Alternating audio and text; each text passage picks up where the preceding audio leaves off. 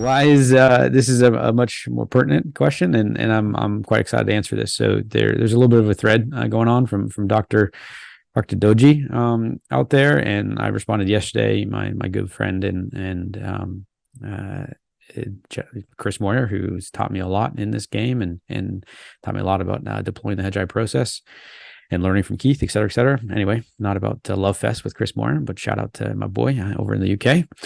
Why is Hedgeye long duration while not expecting a Fed pivot or rate cut to the Fed funds rate?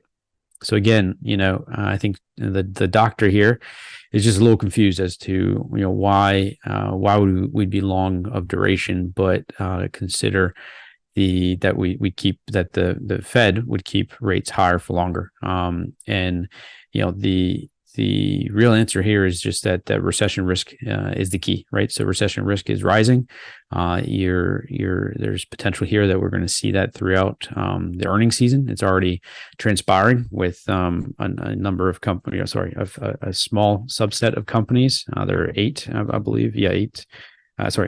There's 20 out of the 500 on the S&P, and again they've reported sort of negative earnings of over around 20, down 20%, right? So this is a critical piece to this whole puzzle, and the recession risk element is the key, right? So that's really the key piece here, which will kind of drive the longer duration, and the bond market will start to factor in that we are heading into a recession, or we have the potential of heading into a recession, and therefore they will push the longer end of the curve lower, and yet the shorter end of the curve is going to function a lot more closely with what the Fed funds rate will do. So the Fed has said it's has about 2% key target in regards to inflation, and if we pull up the slide 7, guys, you can see our nowcast model for CPI. It's basically trending lower to around a 4%. Again, I'll round it off to about a 4% level on CPI. So for simple math, if the Fed is targeting 2 and we've got our nowcast model around 4, that's 2x, where they want it, right? So even in Q4, which is still around 3.92, that's above consensus of 3.30. So we are certainly now casting a different model than consensus, and as more data points flow in, those adjustments will occur. But currently in its current format, this is what we're seeing, and Steiner did a really great job on Wednesday in terms of reviewing the conditional probabilities and how to think about the quad model, or sort of the GIP model, really. So the growth and inflation aspects, and then the conditional probabilities that lie in regards to seeing say quad ones in Q3 and Q4 at the moment, and as we get more data, that it's possible that those changes or the conditional probabilities may adjust. And so, in Q4 here, in Q2, we're seeing, I believe it's about a 64% conditional probability of a quad 4.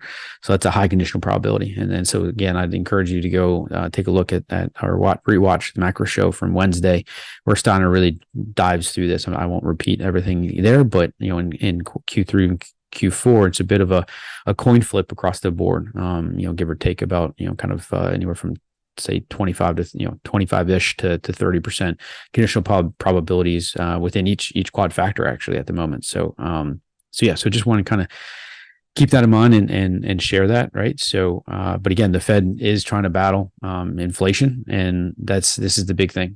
The other component too, and really the key reason why we are long of duration and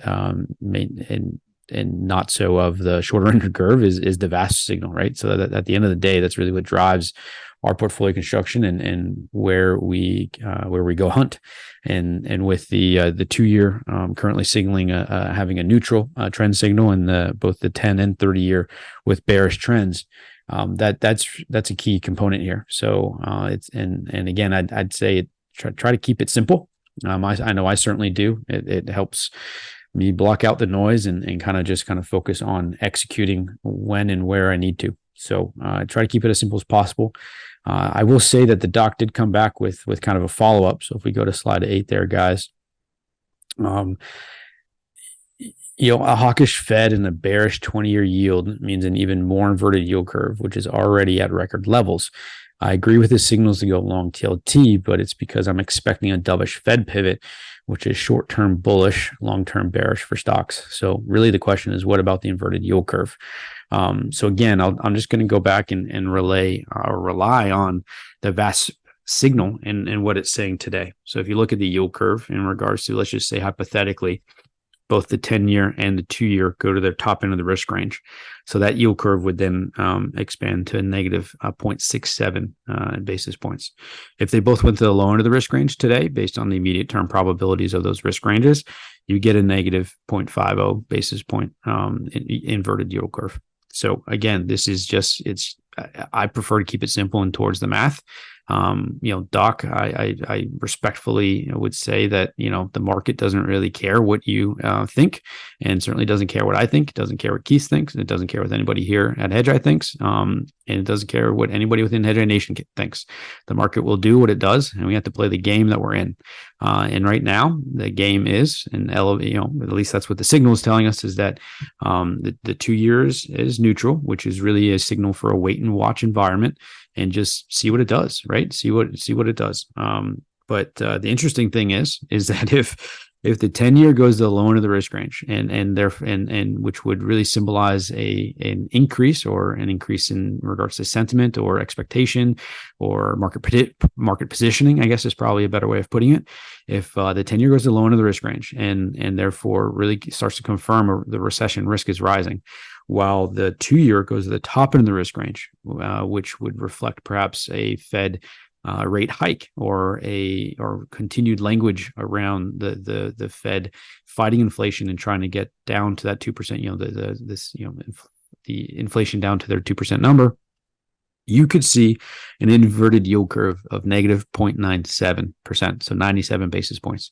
That tells you a different story from what you're kind of saying here. And again, there's some great data points from both Richie in the last 2 days, as well as from the macro themes deck, the Q2 macro themes deck. So if you pull up slide 9, guys, that's going to really show you what the yield curve can potentially remain inverted for longer. So I personally love this slide. I've been keeping a key eye on this one for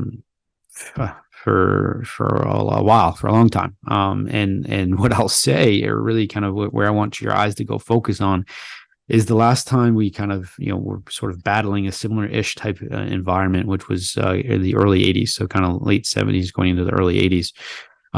You saw a big time inverted yield curve, the lowest there at negative 2.42% in 1980.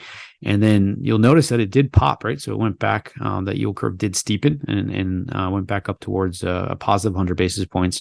But then, came right back down to levels of just over 100 basis points there in 1981.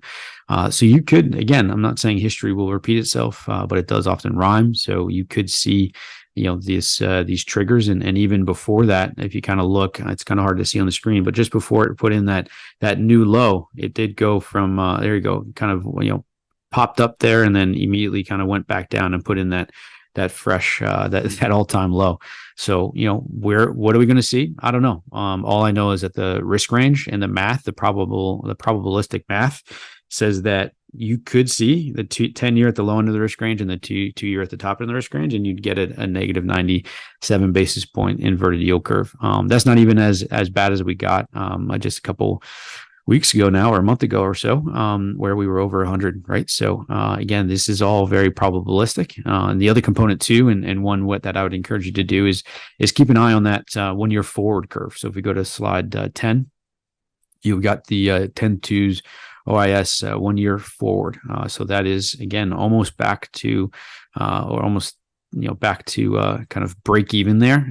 But again, this is what the 1 year's, suggesting. So keep an eye on this. It's really important to pay attention to this one as well.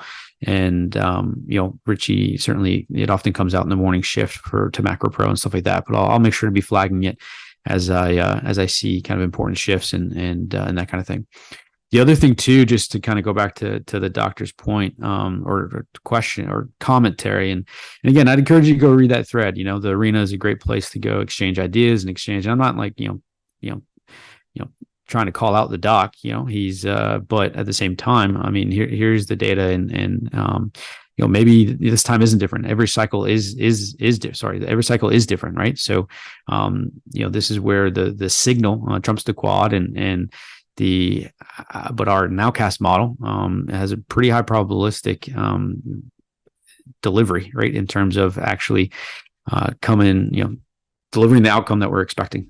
So we have that math. It's in the macro themes deck. It's just actually just finished up wrapping up the orientation to, I believe that one's in tutorial number 4. So keep an eye out for that one as well. But regardless, are you sure you want to pivot, right? So sorry if we go to slide 11, guys. Are you sure you want to pivot? This is the S&P performance pre and post last hike of cycle on the left, and then basically the returns post that last hike. So if we don't get any more hikes, it's not like that's all cherries and rainbows and puppy dogs. So just kind of be careful what you wish for. And then the other component too here, which is on slide 12, the U.S. leading index continues to create cycle lows. So again, this is really another key piece of data that you should be paying attention to. And we're at levels not seen since 2020, 2009, 2001.